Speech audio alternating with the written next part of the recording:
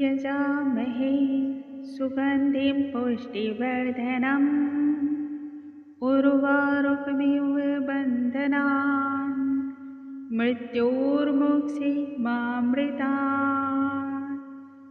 ओम नमः शिवाय। हर हर महादेव। नमस्कार दोस्तों, आप सभी का शिव पुराण के इस सीरीज में बहुत बहुत स्वागत है। महादेव की कृपा आप पर और आपके समस्त परिवार पर सदैव बनी रहे। आज के इस वीडियो में हम सुनेंगे शिव पुराण के रुद्र संहिता के पार्वती खंड का 27वां अध्याय। आइए भोलेनाथ का ध्यान करते हुए पाठ को हम आरंभ करते हैं। जय शिव शंभु, जय भोलेनाथ। 27वां अध्याय। इस अध्याय में हम श्रवण करेंगे शिव के आदेश से नारद ने सभी को आमंत्रित किया और शिव के मांगलिक कार्य आरंभ हुए।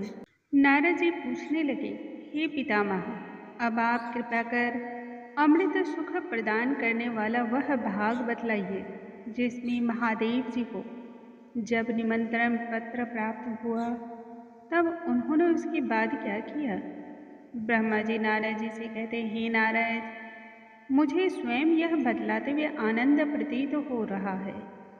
जब शिव को निमंत्रण का पत्र मिला तब वह बहुत प्रसन्न होकर के हंसते हुए आनंद को अनुभव करने लगे एवं हिमालय के यहाँ से आए हुए लोगों को आदर सत्कार करके प्रेम सम्मान के साथ विदा किया। फिर उन सप्त ऋषियों को भी विवाह में आने का उन्होंने निमंत्रण दिया। भगवान शिव के इस निवेदन को सहर्ष ही उन्होंने स्वीकार किया एवं अपने भाग्य की सराहना करते हुए वे सभी अपने धाम की ओर लौट गए। तत्पश्चात शिव ने तुम्हारा स्मरण किया, तब तुम तुरंत ही वहां उपस्थित होकर के उन्हें प्रणाम करने के बाद उनकी स्तुति करने लगे। बाद में तुमने प्रभु से आज्ञा देने की बात कही।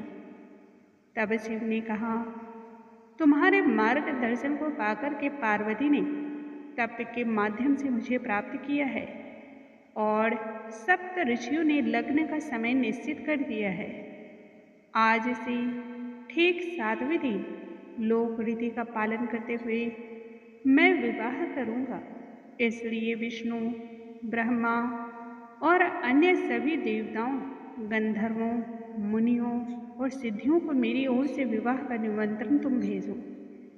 तत्काल ही तुमने तब शिव आदेश का पालन करते हुए इस कार्य को समाप्त किया और फिर शिव के समक्ष पुनः उपस्थित हो गए। उस क्षण शिव प्रसन्नता से सभी की प्रतीक्षा करने लगे। विष्णु सज धज कर अलंकृत होकर के पूरे दल बल के साथ उपस्थित होकर के शिव को प्रणाम करके वहीं ठहर गए। ठीक इसी प्रकार मैं ब्रह्मा भी अपने गणों के साथ इंद्र, लोकपाल, मुनि, नाग, सिद्ध, गंधर्व, देवता, उपदेवता सभी भारी उद्घोष करते हुए वहां अपने दल बल के साथ उपस्थित हुए। उस समय 7 मातृकाएं शिव को अलंकृत करने लगी। शिव के स्वाभाविक वेशभूषा से ही उन्हें सजाया गया। चंद्रमा सिर पर मुकुट के समान, ललाट पर तीसरा नेत्र तिलक, कानों में सर्प के कुंडल और शरीर में भस्म चंदन के लेप से श्रृंगार पूर्ण किया गया। उस समय गज चर्म को वस्त्र स्वरूप धारण किए शिव की सुंदरता इतनी अधिक थी जिसकी उपमा या तुलना एक मुख से तो क्या हजारों मुख से भी नहीं की जा सकती थी। भगवान शिव संपूर्ण ऐश्वर्य से युक्त और दिव्य वेशभूषा को धारण करके प्रफुल्लित हो रहे थे। इसके पश्चात सभी देवता, यक्ष, गंधर्व, दानव, अप्सरा, महर्षिगण के अनुरोध पर उठ खड़े हुए। भगवान विष्णु तब कहने लगे, हे महेश्वर, पार्वती का पानी ग्रहण करके संपूर्ण लोक का कल्याण कीजिए।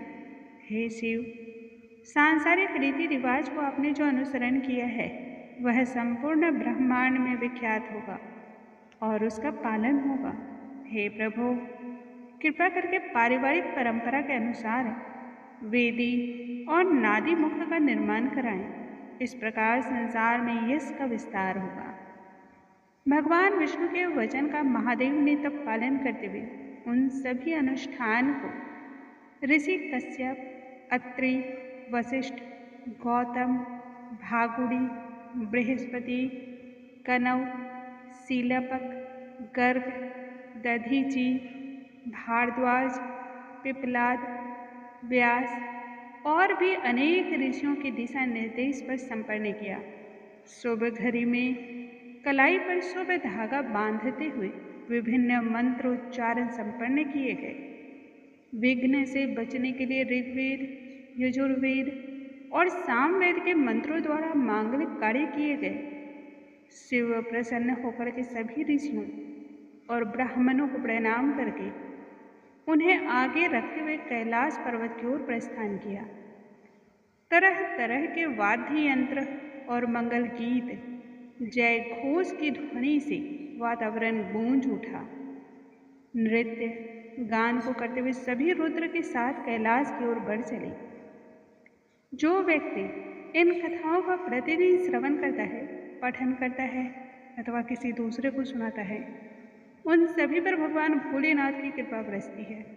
इसलिए प्रत्येक मनुष्य को इन कथाओं का श्रवण प्रतिदिन करना चाहिए। आज की कथा को हम यहीं पर विराम लगाते हैं। कल आगे की कथा के साथ हम फिर से मिलेंगे। तब तक के लिए नमस्कार दोस्तों। हर हर महादेव।